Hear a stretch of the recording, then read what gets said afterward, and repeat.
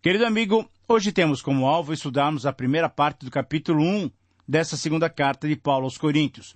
Como mencionamos no programa passado, a situação entre Paulo e a igreja estava muito prejudicada. Estava muito difícil. A relação entre o apóstolo e a igreja que ele fundou não ia nada bem. Alguns falsos apóstolos, alguns obreiros fraudulentos, como ele os chama em 11:13, tinham visitado Corinto. Eles tinham atacado a credibilidade do apóstolo, tinham atacado o seu ministério e tinham colocado dúvidas sobre o seu apostolado. Toda essa situação foi agravada porque os coríntios deram crédito a essas acusações. Eles que tinham sido evangelizados por Paulo estavam dando ouvidos a esses outros que tentavam denegrir a imagem do apóstolo Paulo. Diante dessa situação tão complicada, certamente Paulo sentiu-se abalado, mas com a responsabilidade de cumprir o seu ministério e a carreira proposta, ele estava disposto a defender bem aqueles que ele evangelizara. Apesar de darem ouvidos a esses falsos obreiros, Paulo ainda pelo menos podia escrever-lhes uma carta. Para tentar o quê? Para tentar explicar, para tentá-los fazê-los voltar ao bom senso. Paulo então enviou essa carta através de Tito e certamente orou pedindo a Deus que tomasse conta daquela situação. O tema da carta, em certo sentido, é o ministério cristão com todas as suas lutas, com as suas dificuldades, mas também com as suas alegrias e bênçãos. Ao escrever essa carta, Paulo derrama o seu coração diante de Deus e diante da igreja. Vamos considerar então, nesse programa, os versículos 1 a 11. E quando analisamos esse texto, nós vamos descobrir que ele é composto de 3 parágrafos, 1 e 2, 3 e 7, 8 a 11. Vamos verificar então, vamos analisar cada um desses parágrafos. O título que eu sugiro então para os 2 primeiros versículos, versículos 1 e 2, é o seguinte: a posição do ministro de Deus. Surge uma pergunta: como é que um legítimo ministro de Deus deve se posicionar diante do mundo e da igreja? Paulo, ao introduzir sua carta, se posiciona corretamente diante da igreja, uma vez que estava sendo atacado pelos seus opositores. Ao mostrar que Deus, o Pai e o Senhor Jesus Cristo tinham lhe dado esse ministério apostólico, Paulo mostrou como um verdadeiro ministro deve se posicionar diante de Deus, diante daqueles a quem ministra e diante dos seus opositores. O princípio que podemos perceber, que podemos extrair e podemos aplicar em nossas vidas, pode ser expresso através da seguinte afirmação: todo ministro de Deus, ao exercer o ministério, deve entender o significado da sua posição espiritual. E nesses versículos iniciais, nós podemos observar 5 posicionamentos que todo ministro de Deus deve possuir. Em primeiro lugar, o ministro de Deus deve ter convicção do seu chamado espiritual. Paulo possuía clara compreensão de que foi comissionado pelo próprio Senhor Jesus, pela vontade única de Deus o Pai, e não por vontade dos homens. Essa convicção deve ter todos os cristãos, mesmo que não exerçam especificamente o ministério de proclamação do Evangelho. Nós somos salvos e somos ministros de Deus porque Deus assim o quis. Paulo tinha um ministério específico de ser apóstolo. Agora, e você? Qual é o seu ministério? Você já o descobriu? Saiba, porém, que foi Deus quem o chamou. Se posicione, então, firme, pois você está cumprindo a vontade de Deus. Em segundo lugar, o ministro de Deus deve ter cooperadores ministeriais com quem possa contar. Para Paulo, Timóteo era um cooperador que já havia servido à igreja de Corinto e também outras igrejas. Timóteo, na verdade, era o seu filho na fé. Era um amigo, era um companheiro, digno de toda a sua confiança. Essa atitude de Paulo, então, esse compartilhar do seu ministério, é um desafio para todos nós. Será que queremos dividir o nosso ministério com alguém? Existem muitos que gostam de desenvolver os seus ministérios sozinhos. Essa é a melhor atitude? Qual foi o procedimento de Jesus? E o de Paulo? Portanto, busque pessoas idôneas que amem a Cristo para que juntos com você desenvolvam o ministério que Deus lhes designou. Em terceiro lugar, o ministro de Deus deve saber que é responsável por ministrar aos santos. Paulo tinha uma consciência muito clara de que estava se direcionando aos santos, isso é, aos homens e mulheres separados desse mundo que colocaram suas vidas consagradas a Cristo. Santo é todo aquele que busca a santidade, que deseja ser santo como Deus o é. A palavra de Deus deve ser pregada, ensinada e deve ser explicada para a edificação e o encorajamento dos santos. Em quarto lugar, o ministro de Deus deve ser o portador da graça de Jesus Cristo. A palavra charis, graça, dom, presente merecido, que vem do grego, ela descreve aquilo que recebemos em Jesus Cristo quando cremos nele. Fomos agraciados por Deus com essa tão maravilhosa salvação. Como ministro da graça, Paulo encorajou os coríntios a não desperdiçarem esse precioso presente que temos em Jesus Cristo. Em quinto lugar, o ministro de Deus deve ser o portador da paz de Jesus Cristo. A palavra eirene, em grego, paz, harmonia, ela vem do shalom no hebraico. E descreve então a amizade que novamente podemos ter com Deus pela intermediação do Senhor Jesus Cristo. Antes éramos inimigos de Deus, mas agora, em Cristo, justificados pela fé, temos paz com Deus. Essa bênção que temos da parte do Senhor, podemos e devemos compartilhá-la com outros irmãos. Nós somos portadores da sua paz. O ministro de Deus sabe que tem o dever e o privilégio de dirigir-se aos seus irmãos, pois é portador da graça e da paz do nosso Senhor Jesus Cristo. Muito bem, agora podemos meditar no texto que vem logo a seguir. Vamos analisar os versículos 3 até 7. E o título que eu sugiro para esses versículos é a seguinte expressão: as consolações com que somos consolados.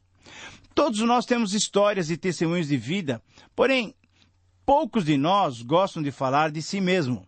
Por quê? Porque acham que suas vidas são sofridas demais, não estão satisfeitos com o seu dia a dia. Nossa tendência é até supervalorizar nossa dor. Mas ao contrário de nossas atitudes egoístas, Paulo, nesse texto, mostra-nos um coração inclinado às coisas espirituais. Mostra-nos um coração grato, mostra-nos os seus sofrimentos e tribulações, mas também ele mostra para nós um coração que reconhece aquilo que Deus tem feito. As palavras consolação, então o verbo consolar, e as suas formas relacionadas aparecem 9 vezes nesse pequeno parágrafo. Diante disso, então, é necessário entendermos bem o seu significado.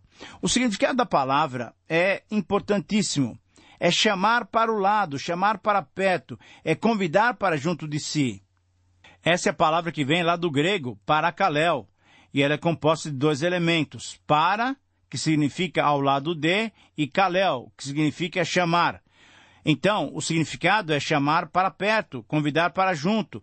O substantivo paraclésia significa consolação e significa também exortação, no sentido de estar junto, caminhar em companhia, animar, encorajar.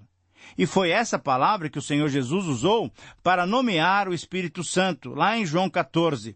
O Espírito Santo é o nosso paracleto celestial, que nos socorre quando nós o invocamos, quando nós o chamamos para nos fortalecer, para nos aconselhar, para nos animar diante das dificuldades que passamos. Um bom exemplo desse ministério de encorajamento foi a ação que o próprio Paulo teve quando animou os passageiros e marinheiros durante aquela viagem cuja tempestade foi destruindo o navio em que eles estavam. Diante dessa situação, então, podemos dizer que esse parágrafo tem a seguinte mensagem para nós: todo cristão submetido aos sofrimentos é consolado para aprender a consolar os angustiados. Eu repito, essa é a frase-chave desses versículos 3 até 7 da primeira carta de Paulo aos Coríntios, capítulo 1. Todo cristão submetido aos sofrimentos é consolado para aprender a consolar os angustiados. Nesse texto, nós vamos identificar 3 etapas da consolação com que somos consolados por Deus. Na primeira etapa, o provedor da consolação é identificado. Paulo reconhece Deus. Deus é soberano. Por isso devemos bendizê-lo. Por isso devemos glorificá-lo. Deus é grandiosamente amoroso para conosco. Deus é o Pai da misericórdia. Misericórdia, veja bem, é não recebermos o que deveríamos receber pelos nossos pecados. É diferente da graça, quando recebemos algo que não merecemos. Misericórdia é não recebermos aquilo que merecemos, é não sermos penalizados pelos nossos erros e pelos nossos pecados. Paulo reconheceu também que Deus é Pai misericordioso e consolador. Deus é quem nos conforta quando passamos por tribulações. O Senhor Jesus Cristo disse que no mundo teríamos aflições, mas deveríamos ter bom ânimo, porque Ele tinha vencido o mundo. E essa é a garantia que temos, de não estarmos sós. Deus é um Deus presente conosco. O autor de Hebreus nos incentiva a buscarmos o trono da graça para recebermos misericórdia no tempo oportuno.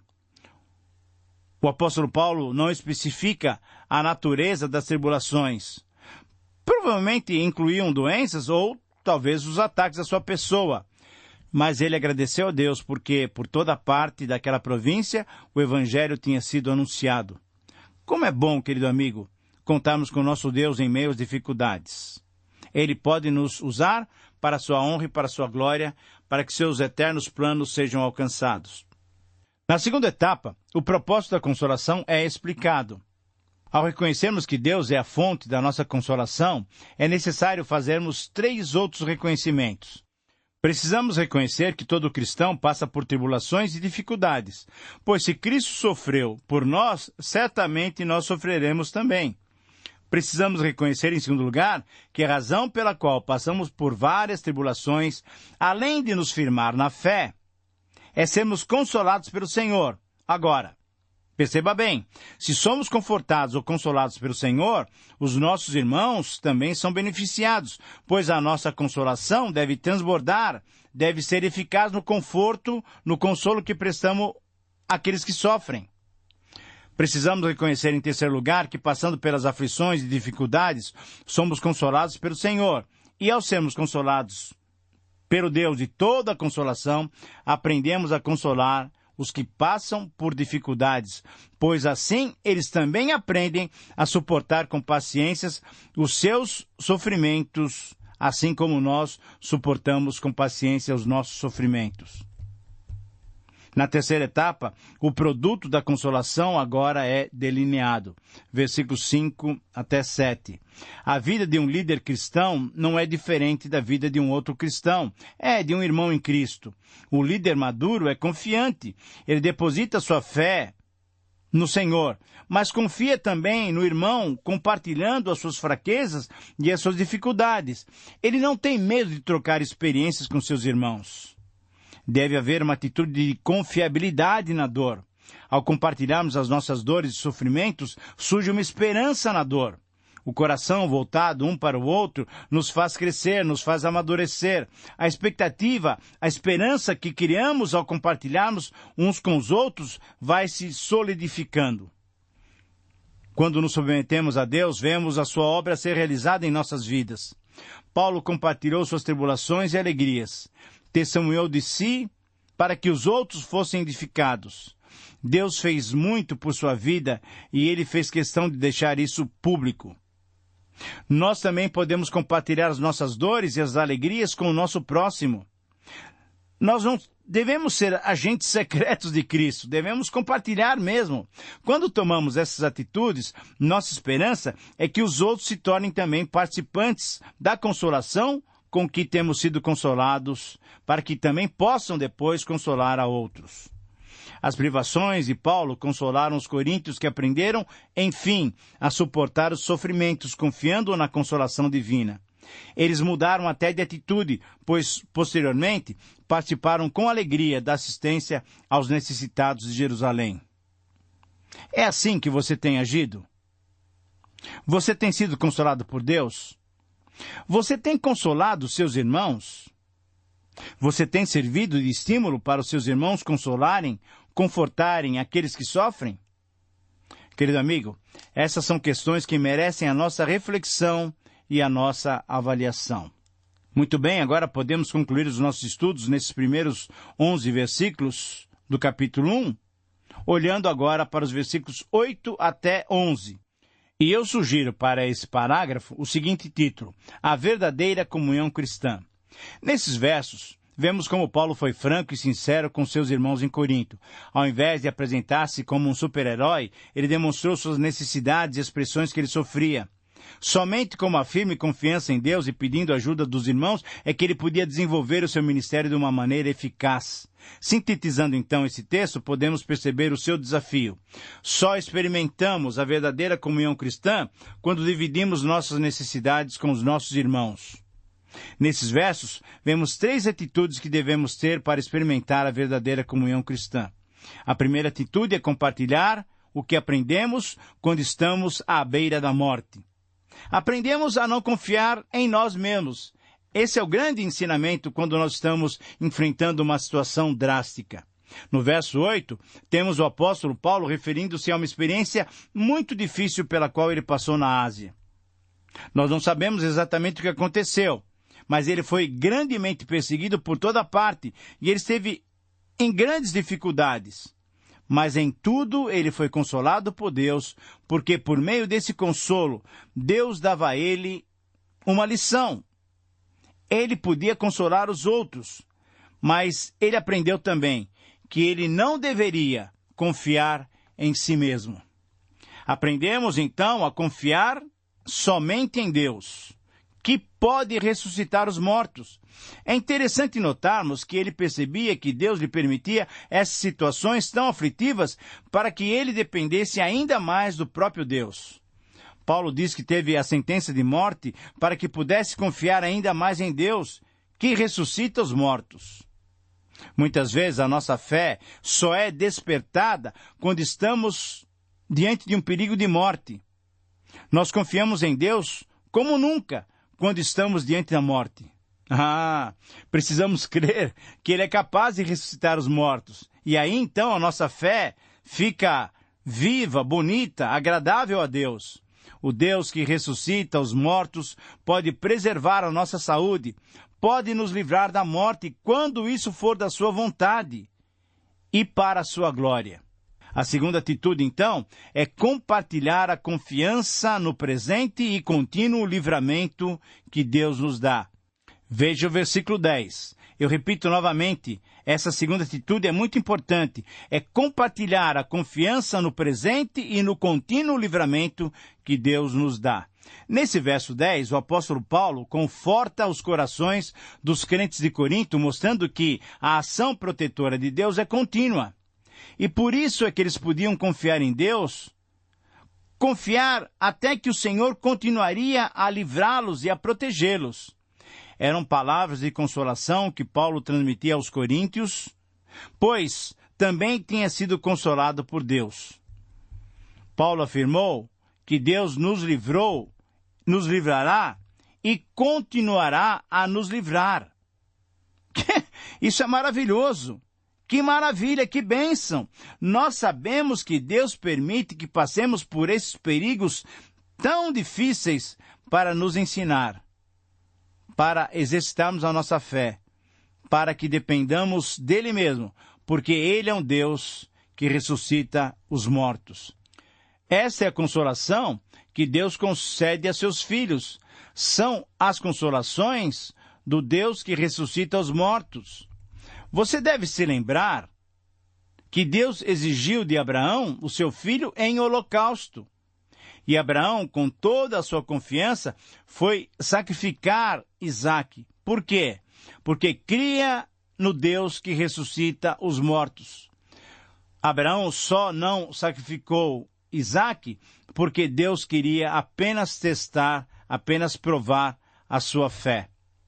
Devemos nos lembrar que Deus faz essa obra de consolar os nossos corações para que nós consolemos aqueles que estão sofrendo.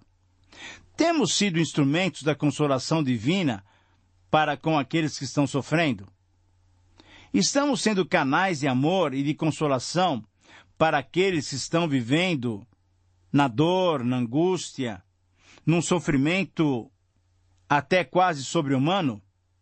Numa situação em que não há mais resposta humana, as pessoas ficam desesperadas. Nós temos sido o canal da graça e do consolo de Deus para essas pessoas? Agora, é importante lembrarmos também que para que tenhamos esse ministério de consolo, nós mesmos precisamos estar consolados. E só podemos estar consolados quando nós colocamos as nossas vidas, as nossas próprias dificuldades diante do Senhor. Então Ele vem, nos consola, nos conforta, nos anima, nos encoraja, nos estimula. E assim podemos ser instrumentos nas suas mãos, consolando, estimulando, encorajando, incentivando outros que passam por situações delicadas. Portanto, a terceira atitude é compartilhar a necessidade que temos da intercessão dos nossos irmãos. Versículo 11. É motivador, percebemos que o apóstolo está dizendo que nos momentos difíceis pelos quais passou, ele apelou para as igrejas no sentido de orarem por ele. E as igrejas responderam, atenderam o seu pedido e oraram por ele. O apóstolo então estava agradecido por isso. O povo de Deus, quando se junta para orar, tem um grande poder espiritual. Paulo tivera o seu problema resolvido e por isso ele estava grato. Nós podemos buscar a Deus por meio da oração com certeza que Deus nos ouve, sempre que isso é para a sua glória, sempre que isso for para a sua vontade. Porém, é bom observarmos também que Paulo não está afirmando que Deus atende todas as nossas orações, ou que Deus responde toda oração que fazemos, dando-nos exatamente aquilo que pedimos. Não. Deus nos assiste com a sua consolação, pois a sua graça nos basta. E isso implica que em diversas ocasiões Ele não vai responder conforme o que nós queremos. Mas o que Ele vai responder é para que nós dependemos mais da sua graça. Deus quer que aprendamos também sobre a fraternidade cristã, sobre o amor cristão, sobre a comunhão. Quando vemos crentes de diversas igrejas orando em favor do apóstolo Paulo, que estava sofrendo, percebemos o valor da comunhão e do amor cristão. As igrejas de hoje ainda oram, mas muitas vezes estão orando pouco. O povo parece que está perdendo a fé no poder da oração. Quando nós oramos corretamente, Deus sempre nos ouve. Deus sempre nos ouve, mas Ele só age conforme o seu querer. Deus já conhece o nosso desejo. Talvez aí você possa perguntar, então eu não preciso mais orar? Deus conhece sim o seu desejo, mas Ele quer que você expresse a sua dependência dEle. Deus ouve a nossa oração, como ouviu a oração daquelas igrejas e abençoa Paulo. Deus te abençoe e até o próximo programa.